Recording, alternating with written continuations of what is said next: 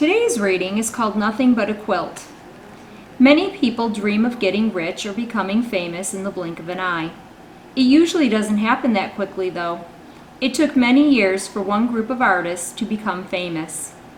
The Gee's Bend quilters never imagined they were artists. These humble women thought their artwork was nothing but a quilt. They just stitched together scraps of fabric to make blankets so they could keep their families warm. Their quilts were never ordinary, though. These quilts used a special way of quilting that was invented by African slaves. Before the Civil War, African slaves on southern plantations worked from sunup to sundown. The women cooked delicious meals for wealthy white farmers and cleaned their grand houses.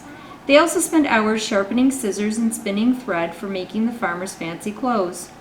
Using their skills to weave fine cloth or sew beautiful things for their own families was usually forbidden.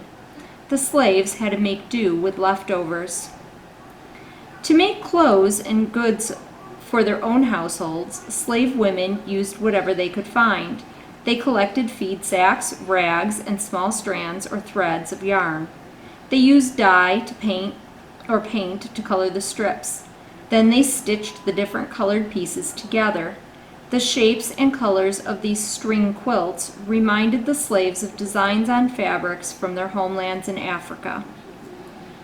Think about what was unique about the quilts made by these Gee's Bend artists. They're very different, so I want you to think about how they're different from the other quilts that these women made. And I want you to think about who their ancestors were. We just found out who their ancestors were, so I want you to think about that too.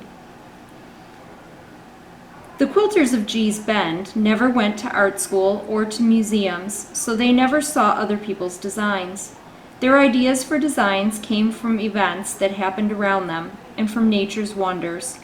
One woman sewed a starry Milky Way quilt. Another made a memory quilt from her dead husband's denim overalls. Even after all the slaves were free, the quilters of Gee's Bend kept on making quilts. Their daughters and granddaughters kept quilting too. One day, an art collector came to Gee's Bend and bought some of these unusual quilts. Soon the women's work was hanging in museums.